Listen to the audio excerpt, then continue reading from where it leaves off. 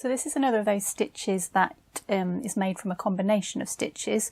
This one also happens to have its own name as well. So this is Chequer stitch, and it's made from Scotch stitch and from tent stitch. So we've got videos on both of those, so pop over and have a look at those if you haven't seen those already, and I'll show you how to put them together. So this is what the stitch looks like, this area here. So here's a Scotch stitch, easy to say. Here's our tent stitch, and it's a square of Scotch and a square of tent put together.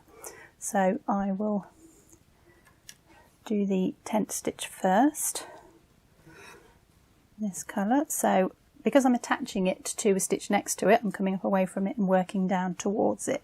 So I'm going to start at the bottom, and they're just all tent stitches. So we're making a square block of tent stitch. And if you remember tent stitch, it's the long stitch on the back.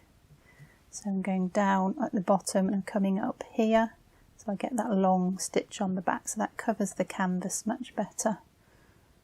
It's my favourite one of those ones. So then I come back down to the bottom so that I can do my long stitch on the back. It's down there and up there. It's just making that little square of tent stitches, like so. Pop that one out of the way, and then they look nice in another colour for this combination, but you can do them the same colour if you like, or put stripes in, or you can mix your tent stitches up if you want different colours in your tent stitch, all sorts of different variations that you can do. And now I'm going to put the Scotch stitch in, so I don't need to count this because my holes are already determined, my squares are already determined. So I'm going to start in the corner. It's a little short one in there. Then we just work across the shape, doing diagonal stitches, corner to corner. That one goes right across the middle. And then we finish off the square, so we come back down the side and finish off with that last corner stitch there, and that finishes our Scotch stitch. And then we can jump up here and do this one.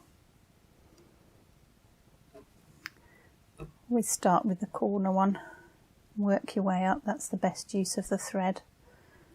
Long one across the middle, and then come along the top to finish that.